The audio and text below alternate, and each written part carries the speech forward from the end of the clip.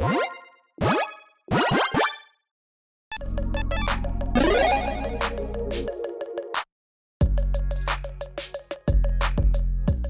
everyone, Mitch coming in from the Commander's Core Studio. Welcome to the show. So on today's episode, well, I've got a very interesting deck for you with what might be the weirdest win condition of all time, or at least I should say weirdest way to win, because the condition we've seen before, but the way that we go about it is a bit strange and utilizes a card that sees basically no play ever in any kind of Commander game, because, well, it doesn't really work too well in Commander for a certain reason. So, with that said, let's jump into it now. First up, we're going to talk about the Commander, which is Prime Speaker Vannifar. A very crazy, cool, spicy, and, brutal commander. Prime Speaker Vannifar is a 2/4 Elf Ooze Wizard for 2 green blue. I think I said Vannifar. There we go. I'm so sorry, Prime Speaker. Tap, sacrifice other creature, search life for a creature card with converted mana cost equal to 1 plus the sacrifice creature's converted mana cost. Put that card on the battlefield, then shuffle your library. Activate only time you cast a sorcery. So, essentially, this is a pod commander. This is a commander that says, hey, let's go from 1 to the next, the next, the next. We get, one creature. We say, all right, it's got 2, converted mana cost. Let's go get a 3. Next time, we'll go get a 4, etc., etc. You just kind of chain from one creature to another. Or they deck like this, maybe do it all at once. And we'll talk about, how exactly we're going to go about that. But this commander allows us to say, hey, we have one creature in our deck that this deck really is built around. Well, okay, plus 58 other ones. We'll talk about that here in a second. We got one creature this deck is really built around and kind of what inspired this deck, and I want to be able to get it out. So because of that, well, we need a commander that can go get that creature. And well, then go get it very effectively, very efficiently. And we can just win from there as soon as that happens. So yeah, this commander is pretty perfect for this crazy deck. A really cool commander. If you are interested in this deck, well, make sure you check out that deck list link in the description below. And I was about to say that this is a very budget-friendly deck. It is still budget-friendly for what it is. I should say that. You'll realize here in a little bit why. It's a $51.76 deck according to Moxfield, not including basics or shipping. That being said, yeah, you might already have those basics, or maybe you can borrow some from friends. Regardless, yeah, Prime Speaker Vannifar, not too expensive as a commander, $1.40. Every single other card in this deck, except for, well, okay, 58 of a certain card we'll talk about here in a bit, and then one other card there outside the normal budget ranges that I have. But with a spicy build like this, I decided just to skirt the rules just a little bit, and you'll see why, well, here in just a little bit. So with all that said, let's jump into those tactics.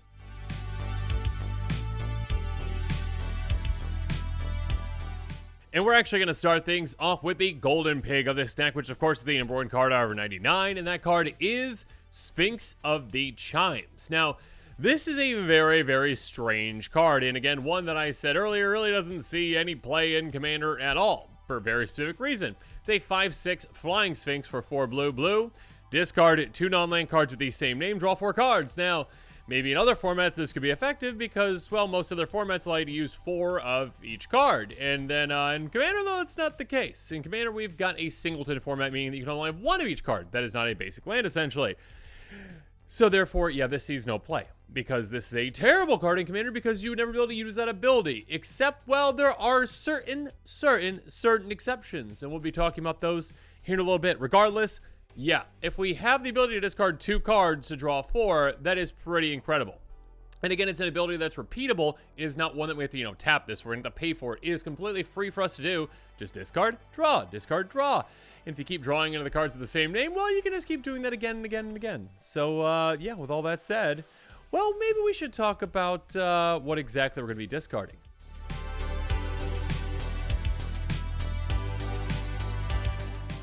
Because next up in tactic number 2, persistence is key. Well, we've got, 58 cards technically, but really only 1 card to talk about, and that is Persistent Petitioners, a 1/3 human advisor for 1 in a blue. Pay 1, tap, target player puts the top card of the library in the graveyard. Tap 4 untapped advisors you control, target player mills 12.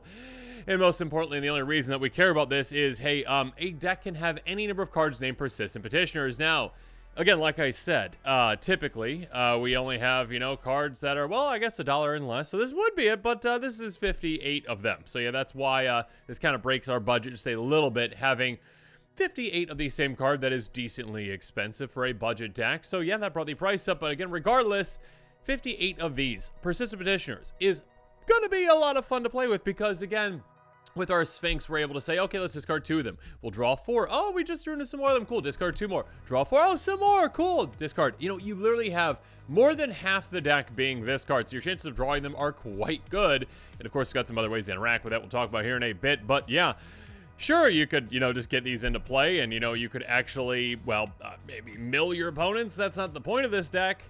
But what the point is that we maybe want to get let's just say 1 in play. We just want to get 1 in play, because when we do that, well, what we're going to be doing is maybe going up that chain by sacrificing it and hitting certain other cards.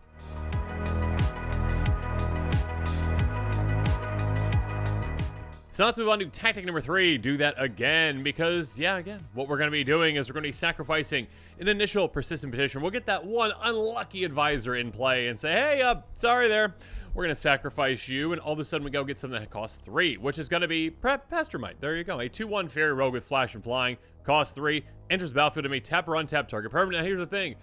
We're not going to be tapping down an opponent's permanent unless we're somehow incredibly desperate and we absolutely have to. No, we're going to be untapping Vannifar, because then with Vannifar, we can tap Vannifar again to sacrifice this. And when we do that, well, we get to go get something that costs 4, right? A creature costs 4, maybe like a Breaching Hippocamp.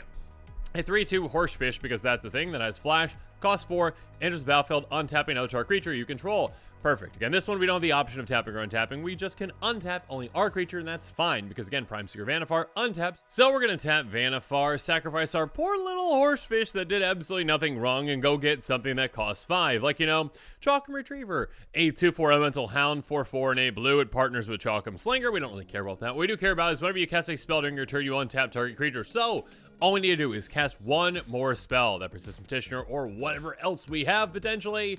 And then all of a sudden, we can untap Vannifar that last time, tap and sacrifice the Chalkum Retriever to go get our Sphinx and to get things going.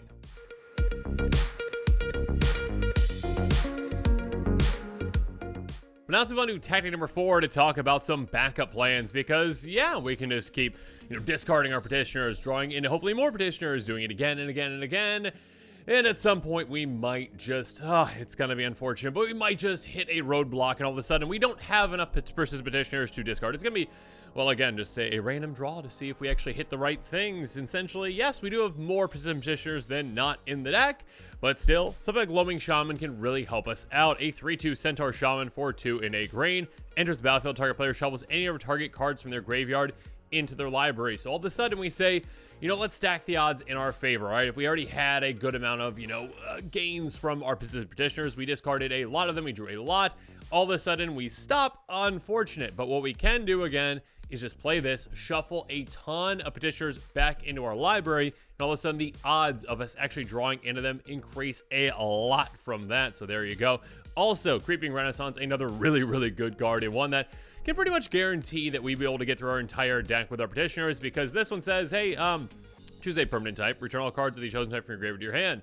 So basically, we choose creature, we bring back all those petitioners back from our graveyard into our hand, and again, with our Sphinx in play, we say, oh, okay, cool, I've got like 20 petitioners in my hand.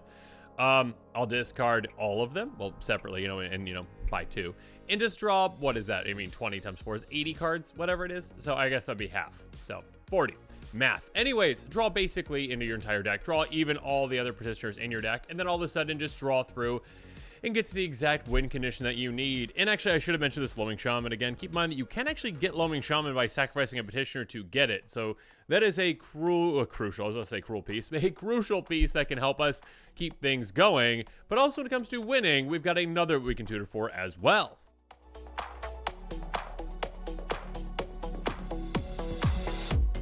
So let's move on to tactic number 5, win by losing, because, yeah, we're going to win with Lab Man. This is probably the simplest way for us. When there are other ways, of course, you could go, Psychosis Crawler while drawing all the cards. You need to kind of work with Loaming Shaman to make sure you're not, milling yourself first, though. But let's just go very simple, very easy. Laboratory Maniac, a 2/2 Human Wizard, 4/2 and a blue. If you would draw a card, but have no cards in your library, then you win the game instead of losing it, essentially. Basically, Thasorica, the Jace, essentially, is another way to go about this. But yeah, Lab Maniac actually might be the best one out of all these, because this one, again, is pretty easy for us to tutor for by just simply getting one petitioner in play, sacrificing with Vannifar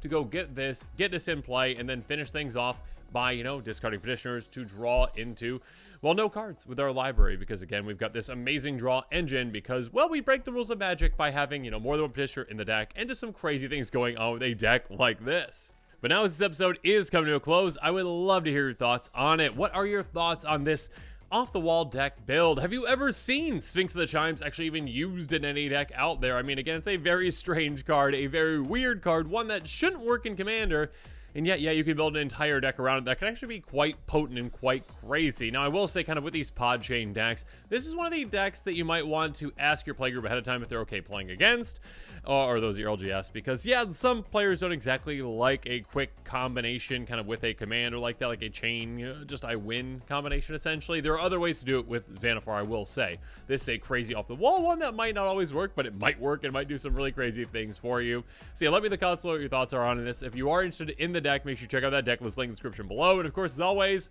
thanks again, and have a good one.